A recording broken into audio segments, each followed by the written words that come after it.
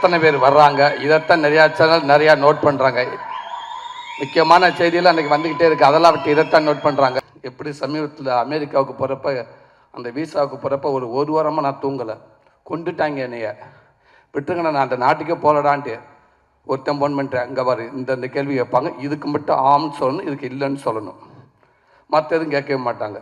திருப்பி ஒன்றொருக்கு ஒருத்தர் ஃபோன் பண்ணார், அதெல்லாம் இல்லை, இந்த கேள்வி கேட்பாங்க, இதுக்கு நீ எஸ்ன்னு சொல்லணும், இதுக்கு நீங்கள் நோன்னு சொல்லணும், வேறு எதுவும் செய்யக்கூடாது அப்படின்னு சொன்னாங்க. ஃபங்க்ஷனுக்கு அப்புறங்கன்னு கேட்டால் ஆமான்ட்டாங்க. வருமா சம்பளம் உங்கள் பேமெண்ட்டுக்கு கேட்டால் இல்லைன்னு சொல்லணும். இப்படி நிறைய விஷயம் சொல்லியிருக்கோம், மறந்துடுவேன். அவங்க சொல்லி கொடுத்த அரை மணி நேரத்தில் இன்னொருத்தனை மாற்றி விட்டு போயிடுவேன். இவன் சொன்ன மறந்துடுவேன். இந்த 5 நாள் 4 நாள் ஆச்சு, 3 நாள் ஆச்சு, 2 நாள் ஆச்சு, 1 நாள் ஆச்சு. அன்றைக்கி நைட்டு ஃபுல்லாக தூங்கலை. காலையில் எந்திரிச்சு காலை ஏறி உட்காந்து பதட்டத்தோட உச்சமாகவே இருந்தேன்.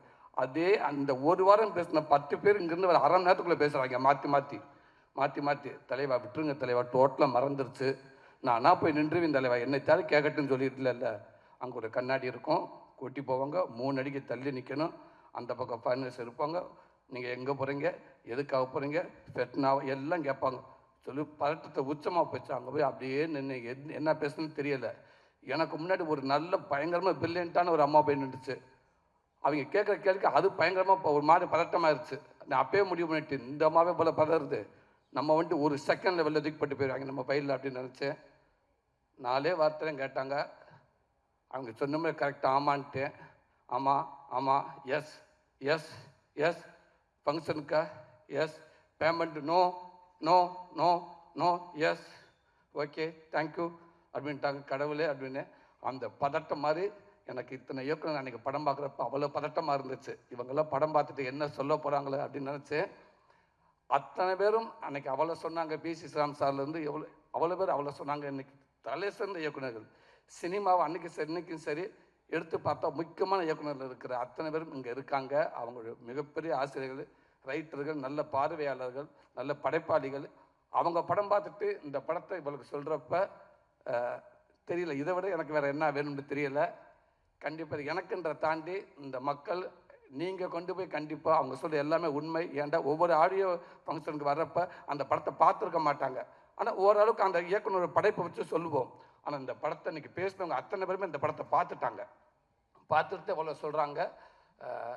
அதனால் நான் இந்த படத்தை கொண்டு நல்ல விதமாக சேர்த்துவேன்னு நம்புகிறேன். கண்டிப்பாக இந்த படம் எல்லாத்துக்கும் பிடிக்கும். மிஸ்கின் அண்ணன் சொன்ன மாதிரி இன்றைக்கி ஃபுல்லாக ட்ரெண்டிங் அதான் நினைக்கிறேன். அண்ணன் அவ்வளோ விஷயங்கள் சொன்னார், அது சொன்னது அத்தனையுமே உண்மை. அவர் இதை விட இன்னும் அதிகமாக அந்த படத்தை அன்றைக்கி பேசினாங்க. ரொம்ப சந்தோஷனே தம்பி வினோத், ரொம்ப நன்றிங்க தம்பி. ஆமாம், தேனி பக்கம் பொள்ளாச்சி மதுரை இப்படி போயிட்டு இருந்த என்ன கொண்டு போய் இப்படி நாடு கடந்து பூரா அப்படி பெர்லின் எங்கெங்கேயோ கூட்டி போனீங்க தம்பி, எல்லா நாட்டும் கூட்டி போயிட்டே இருக்கீங்க. இன்னும் நாளெல்லாம் இந்த நாடப்பெல்லாம் இந்த ஒரு படத்தை வச்சு நீங்கள் சுற்றிடுவீங்கன்னு நினைக்கிறேன். பெர்லினில் போய் அவ்வளோ சந்தோஷமாக இருக்கப்போ எங்கள் அம்மா ஃபோன் பண்ணாங்க, எங்கடா இருக்குன்னு கேட்டாங்க. அம்மா பெர்லினில் இருக்குமாண்டு. அது யார் அப்படின்னாங்க. இல்லைம்மா பெர்லின்மா நாடுமா, அது வெளிநாட்டில் இருக்குமா, இங்கே இருக்குமா, இந்த அவார்டுக்காக வந்திருக்குமா. சரி பார்த்துருப்பு பஸ் வரப்போ பார்த்து குறுக்க முறுக்க போகாத, கவனமாயிரு அப்படின்ட்டுச்சு. என்ன வேணுமான்னு கேட்டேன். கோடாலி தையில் இருந்தால் வாங்கிட்டு வாடா, முட்டி வலிக்குதுடா அம்மாவுக்குட்டுச்சு. அவ்வளவுதான். அந்த தாய்க்கு அதான் தெரியும், அதுக்கு வேறு எதுவுமே தெரியாது. கேட்ட மாட்டே ஒரு தையில் எங்கேயும் என் தேவை வாங்கிட்டு வாங்கடான்ட்டு, இல்லாட்டா டார்ச் லைட் வாங்கிட்டு வாங்கடா, நைட்டில் கரண்ட் போச்சுன்னா வீட்டில் அடித்து பார்க்க முடியலை. இது தான் கேட்கும். இன்றைக்கி அவ்வளோ பெருமை இருக்குது. தேங்க்யூ தம்பி. இப்படி படத்தை கொடுத்த என் அன்பு தம்பி சிவகார்த்திகேயன், உங்கள் கூட வந்து தோத்தா தெரு கோடி இன்னும் பல படங்களும் உங்கள் கூட நடிச்சிருக்கேன். எனக்கு குழந்தைகள்லேருந்து நிறையா ரசிகர்கள் இருக்காண்ட கண்டிப்பாக நான் அடித்து சொல்லுவேன். அதில் ஒரு 80% நான் உங்கள்கிட்ட இருந்து எடுத்திருக்கேன்னு சொல்லலாம். அதான் உண்மை. உங்களுக்கு வந்து அந்த ரசிகர்கள்ட எனக்கு அவ்வளோ பேர் எனக்கு இருக்காங்க. என் அன்பு தம்பி, அதுவும் நீங்கள் எடுத்த படத்துக்குள்ளே நானே கதை நாயனாருக்கு நினைக்கப்போ ரொம்ப பெருமையாக இருக்குது. தேங்க்யூ தம்பி, லவ் யூ தம்பி. மிஸ்கின் அண்ணன் சொன்ன மாதிரி இந்த மாதிரி நீங்கள் நினச்சதே பெருமை தம்பி. தேங்க்யூ அண்ணா பேனா. ரொம்ப சந்தோஷம். உங்களுக்கும் தலை சிறந்த ஒரு அற்புதமான ஒரு நடிகை. ஆனால் என்ன நீங்கள் நடிக்கிற பார்க்கவே முடியலை.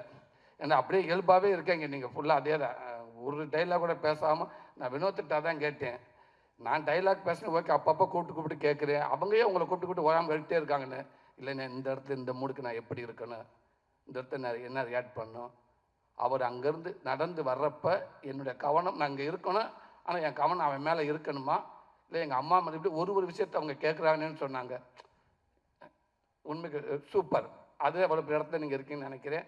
ரொம்ப சந்தோஷம். இந்த படத்தில் ஒர்க் பண்ண அத்தனை பேருக்கும், அத்தனை பேர் மதுரை நடிகர்கள் அவ்வளோ பேருக்கும் என்னோட மனமார்ந்த நன்றியை தெரிவிச்சுக்கணும். இப்படி நல்ல வாய்ப்பு கொடுத்தது என் அன்பு தம்பிக்கு ரொம்ப ரொம்ப நன்றி. தேங்க்யூ தம்பி, தேங்க்யூ தம்பி.